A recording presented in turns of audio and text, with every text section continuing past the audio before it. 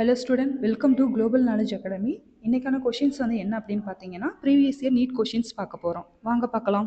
At any instant of time t, the displacement of any particle is given by 2t minus 1 under the influence of the force of 5n.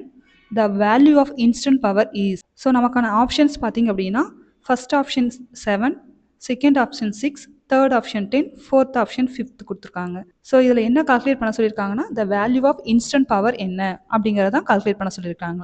பவருக்கான formula பார்த்தீங்கன்னா F into V, force into velocity.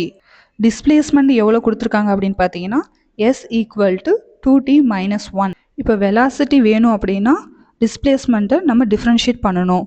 அப்போது v equal to ds divided by dt, t divided by dt, எஸ்ஸுக்கு பதிலாக நம்ம 2t minus 1 அப்படிங்கிறத substitute பண்ணணும்.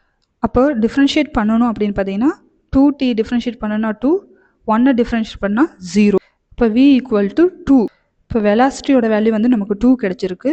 நமக்கு பவருக்கான formula பார்த்தீங்க அப்படின்னா எஃப் இன்ட்டு வி, எஃபோட வேல்யூ பார்த்தீங்க அப்படின்னா இன்ஃப்ளூயன்ஸ் ஃபோர்ஸ் வந்து 5n கொடுத்துருக்காங்க. அப்போ 5 இன்ட்டு வெலாசிட்டியோட வேல்யூ 5 இன்ட்டு 2 10. அப்போ PV ஈக்குவல் டு 10 வாட்டு. அப்போ ஆப்ஷன் 3 இஸ் த ரைட். இதுபோல் மோர் கொஷின் வீடியோஸ் பார்க்கணுன்னா குளோபல் நாலேஜ் அகாடமியை சப்ஸ்கிரைப் பண்ணி லைக் பண்ணுங்கள். தேங்க்யூ.